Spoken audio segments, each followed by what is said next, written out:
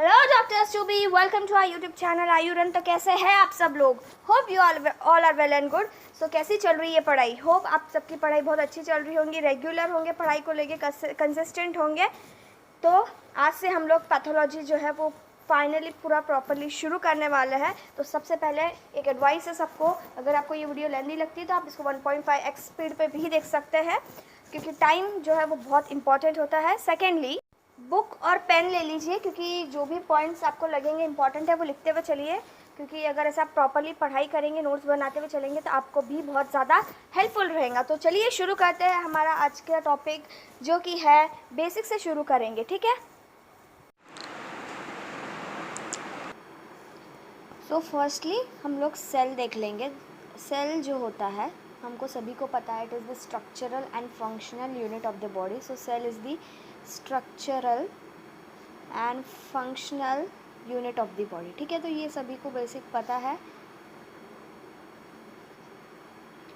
और जो हमारा सेल होता है वो एक लिमिटिंग मेम्ब्रेन से बाउंडेड होता है, that is the cell membrane, ठीक है। एक तो उसके आउटर पूरे सेल के ऊपर प्रेजेंट होती है, फिर कुछ सब ऑर्गेनल्स हमारे सेल के अंदर प्रेजेंट होता है, उसमें भी एक लिमिटिंग मेम्ब्रेन होती है, जैसे कि न्यूक्लियस हो गया, गोल्जी अपैरेटस हो गया, एंडोप्लाज्मिक रेटिकुलम हो गया। बस जो राइबोसोम एंड साइटोस्केलेटन होता है इसमें लिमिटिंग मेम्ब्रेन नहीं होती है, बाकी सभी सब ऑर्गेनल्स में लिमिटिंग मेम्ब्रेन प्रेजेंट होती है। तो सेल जो होता है it is the smallest structural and functional unit of the body. It is enclosed by the cell membrane that extends to the nucleus and various sub cellular organelles, ठीक है। तो अभी सबसे पहले हम लोग धीरे धीरे एक एक जो हमारे सब ऑर्गेनल है उसका फंक्शन देखेंगे, उसके बारे में स्टडी करेंगे। देखो ये जानना बहुत ज़रूरी है, भले ये बहुत ज़्यादा बेसिक लग रहा हो आपको, लेकिन अगर आपको एकदम बेसिक नहीं पता है तो आप अच्छी बड़ी बड़ी चीज़ें, जो डिफ़िकल्ट चीज़ें हैं वो कॉन्सेप्ट कैसे समझोगे, क्योंकि वो शुरू ही बेसिक से होता है ना। बेसिक अगर आपका अच्छा क्लियर रहा तो आपको वो सब चीज़ें भी बहुत अच्छी से समझ में आएंगी। तो सबसे पहले आज जो हम लोग स्टडी करेंगे वो है माइटोकॉन्ड्रिया के बारे में, ठीक है। Mitochondria is very important cell organelle of the body. Mitochondria को हम लोग क्या बोलते हैं? It is also called as the powerhouse of the cell. अब उसको powerhouse of the cell क्यों बोलते हैं ये भी सभी को पता है, बिकॉज जो एटीपी प्रोडक्शन होता है, जो कि एनर्जी प्रोडक्शन होता है, वो हमारे माइटोकॉन्ड्रिया में होता है, इसीलिए हम लोग उसको powerhouse of the cell कहते हैं, ठीक है। अब माइटोकॉन्ड्रिया जो होता है उसका ओवल स्ट्रक्चर होता है। और जो अब एक मेरे को क्वेश्चन है आपके लिए, ठीक है, कि माइटोकॉन्ड्रिया जो होगा वो कौन से पार्ट में, हमारे बॉडी के कौन से पार्ट में सबसे ज़्यादा अबेंडेंटली प्रेजेंट होंगे? पॉज करिए, सोचिए और फिर उसका जवाब दीजिए। तो सोच लिया आपने? तो मैं बताती हूँ, ठीक है। जो माइटोकॉन्ड्रिया होता है वो कौन सी जगह पे सबसे ज़्यादा पाया जाएगा?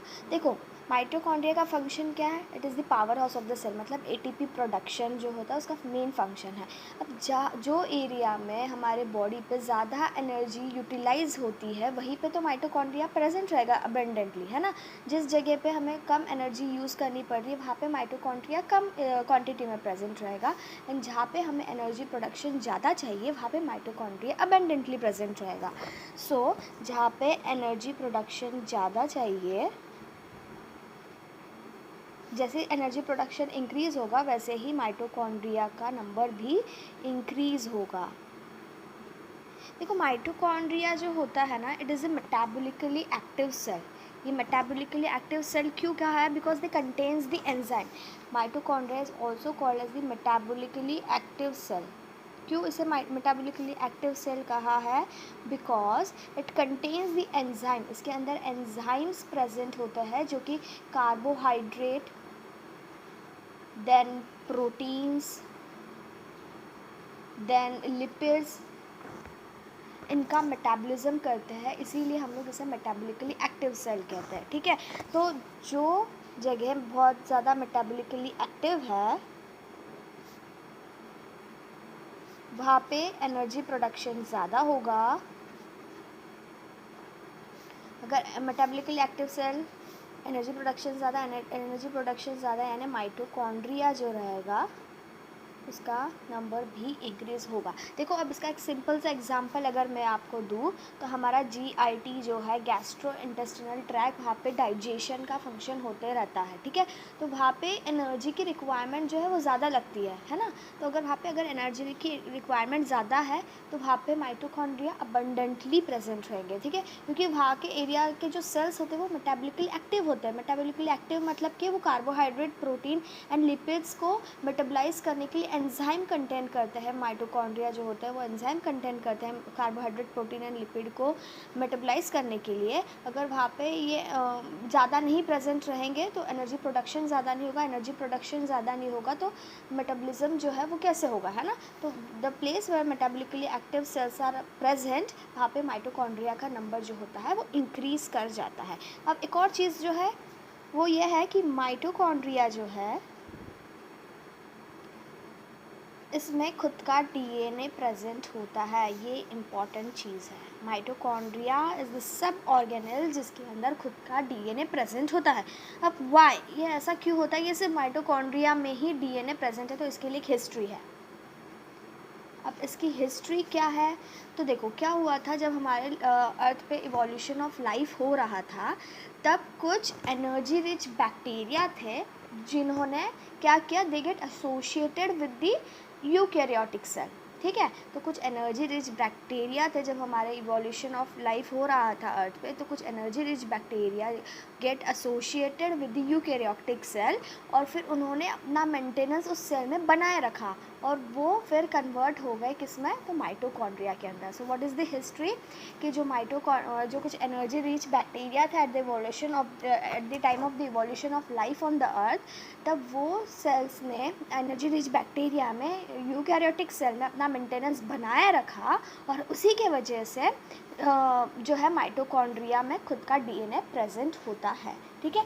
अब एक चीज़ ये है, देखो जब फर्टिलाइजेशन होता है तो फर्टिलाइजेशन में क्या क्या लगता है सभी को पता है, स्पर्म होता है एंड ओवम जो होता है वो फ्यूज़ करके जाइगोट का फॉर्मेशन करता है, ठीक है। अब जो स्पर्म होता है वो फादर के थ्रू आता है, ओवम जो होता है वो मदर के थ्रू आता है। तो फादर का कंट्रीब्यूशन क्या है बेबी के लिए, एंड मदर का कंट्रीब्यूशन क्या होता है बेबी के लिए। तो फादर का जो स्पर्म होता है it just contains the half copy of the DNA, बस इतना ही कंट्रीब्यूशन होता है फादर का। और मदर का क्या कंट्रीब्यूशन होता है, it gives the half copy of the DNA, plus एक और चीज़ जो है वो मदर की तरफ से कंट्रीब्यूट होती है बेबी के लिए, दैट इज़ द ऑर्गेनल्स।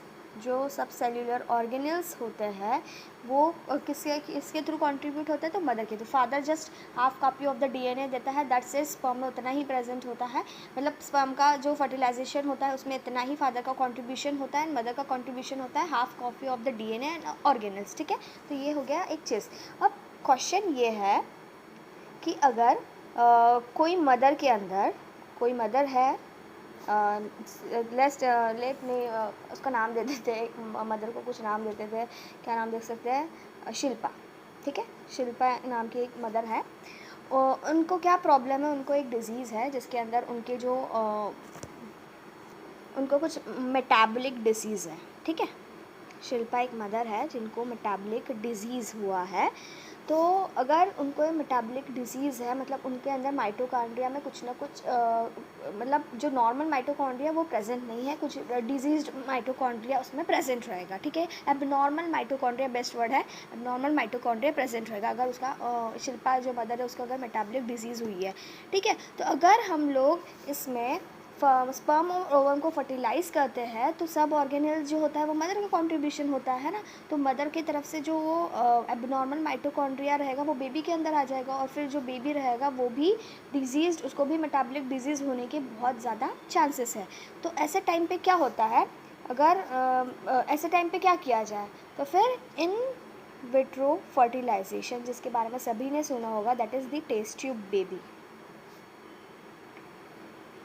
तो ऐसे टाइम पे क्या कर सकते हैं, अगर मेटाबॉलिकली डिजीज्ड बेबी को हमें बॉर्न नहीं देना है, तो ऐसे टाइम पे क्या कर सकते हैं, IVF that is the test tube baby में हम लोग क्या लेंगे, स्पर्म लेंगे फादर का, उसका कंट्रीब्यूशन क्या रहेगा, half copy of the DNA, फिर ये जो मदर रहेंगी, शिल्पा जो मदर है, उनका जो ओवम रहेगा उसमें से हम लोग माइटोकॉन्ड्रिया को छोड़ के half copy of the DNA लेंगे, प्लस बाकी के जितने भी ऑर्गेनेल्स हैं एक्सेप्ट माइटोकॉन्ड्रिया वो लेंगे। तो अभी आप लोग बोलोगे कि फिर बिना माइटोकॉन्ड्रिया का बेबी थोड़ी मतलब बॉन्ड मतलब प्रोड्यूस करेंगे, है ना। तो मतलब ऐसा हुआ तो फिर तो वो एकदम वीक रहेगा, उसमें कुछ एनर्जी नहीं रहेगी, होगा ही कैसे ना। तो इस ऐसे टाइम पे हम लोग अनादर मदर लेंगे जो कि अपना माइटोकॉन्ड्रिया कंट्रीब्यूट करेगी। और this is the concept called as tri parenting. क्यों ट्राई पेरेंटिंग हो गया? बिकॉज 2 मदर इन्वॉल्व है इसके अंदर और एक फादर इन्वॉल्व है। So this is the concept of the try parenting. इसमें हमने क्या किया, मदर जो थी जिसे मेटाबॉलिक डिजीज़ हुई थी, दैट इज़ शिल्पा, उसका हम लोग ने half copy of the DNA लिया, सभी ऑर्गेनिल्स लिया एक्सेप्ट माइटोकॉन्ड्रिया। एंड माइटोकॉन्ड्रिया जो इसमें का रह गया था वो हम लोग ने कोई दूसरे मदर से लिया जिसका कॉन्ट्रीब्यूशन था माइटोकॉन्ड्रिया का, एंड फादर जो था उसने half copy of the DNA किया। सो दिस इज़ हाउ कि हम लोग एक नॉर्मल परफेक्ट बेबी जो है इसे प्रोड्यूस कर सकते हैं। सो ये एक मतलब एप्लीकेशन हो गया इस नॉलेज का, है ना। क्या नॉलेज का एप्लीकेशन हो गया कि अगर ये जो हम लोग ने भी स्टडी किया ये फर्टिलाइजेशन में स्पर्म का कंट्रीब्यूशन, ओवम का कंट्रीब्यूशन, तो अगर इस तरह का कुछ हो जाता है, ऐसा कोई केस आता है, तो हम लोग क्या कर सकते हैं। So this is the concept. अब मेन फंक्शन जो है माइटोकॉन्ड्रिया का वो क्या होता है? What is the main function of the mitochondria? Metabolism जो होता है वो माइटोकॉन्ड्रिया का मेन फंक्शन होता है, ठीक है। तो सबसे पहले हम लोग कार्बोहाइड्रेट मेटाबॉलिज्म देखेंगे।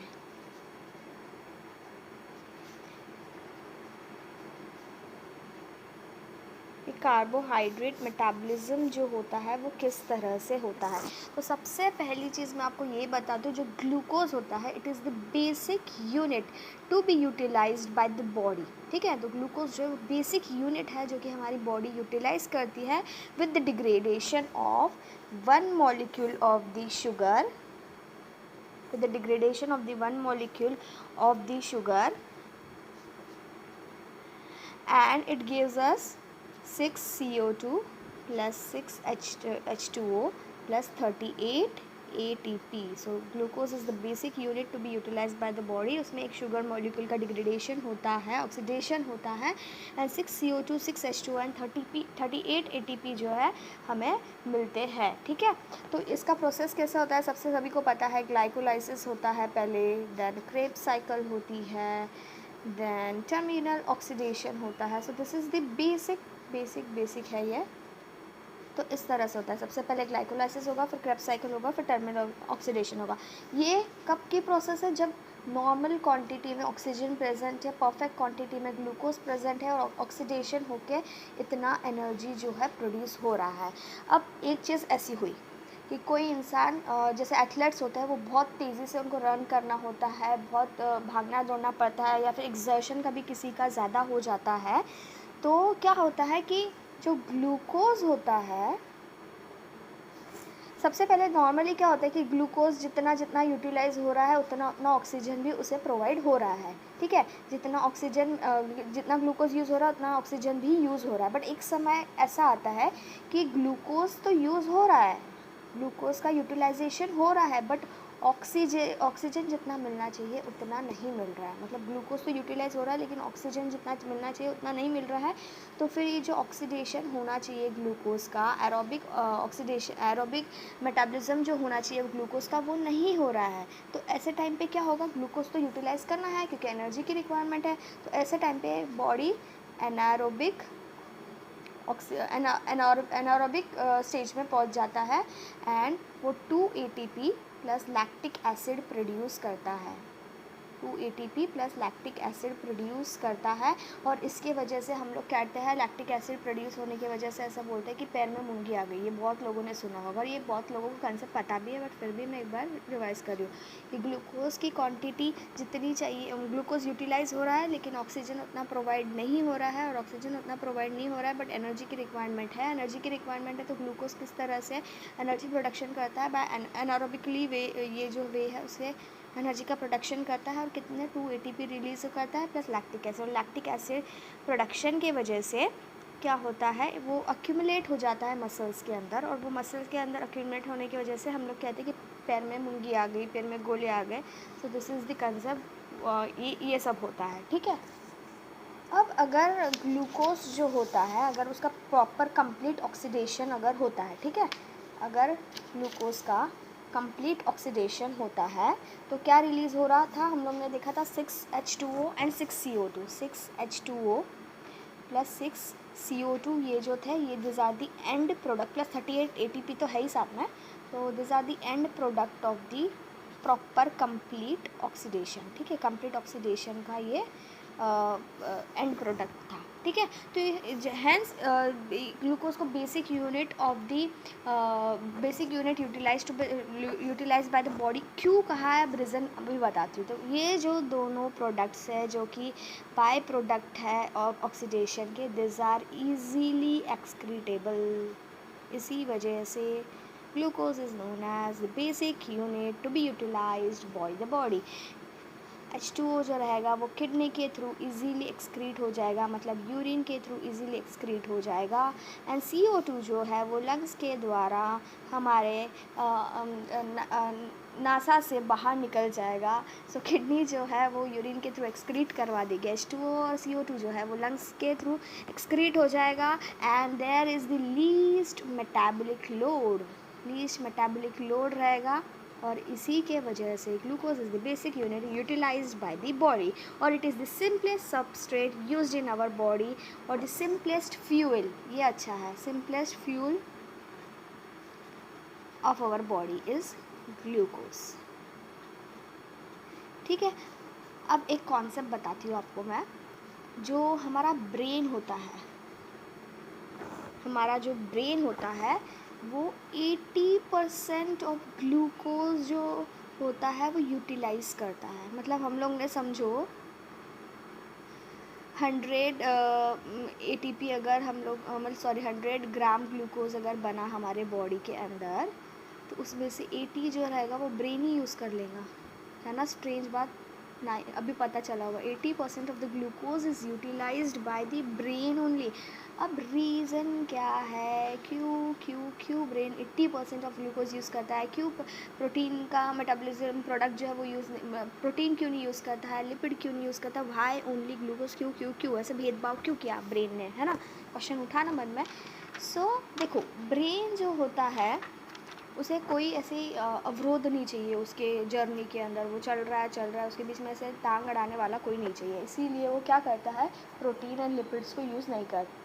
ब्रेन को नहीं चाहिए कि कोई उसके फंक्शन में आए, बीच में इंटरफेयर करे, इसीलिए वो 80% ऑफ द ग्लूकोज यूज़ करता है। अब आप बोलेंगे कि क्यों भाई, प्रोटीन और फैट ने क्या इंटरफेयर कर दिया। देखो, जो ग्लूकोज का बाय प्रोडक्ट है that is 6CO2 and 6H2O, ये इजीली एक्सक्रीटेबल होता है, मेटाबॉलिक लोड ही नहीं होता है, इंटरफेयर नहीं करता है ब्रेन के फंक्शन में। इसीलिए this is the reason why glucose का 80% जो है वो ब्रेन यूटिलाइज करता है। अब इसका मैं प्रूफ दूँ कि क्यों मतलब सही में ऐसा होता है क्या। देखो, अगर आप सुबह मॉर्निंग में कुछ खाए, नाश्ता बहुत अच्छे से आपने कर लिया, और आप मॉर्निंग में समझो आपने 9 AM को आपने नाश्ता कर लिया, ठीक है, ब्रेकफास्ट कर लिया, और फिर आपने 4 बजे तक सिर्फ टीवी देखी।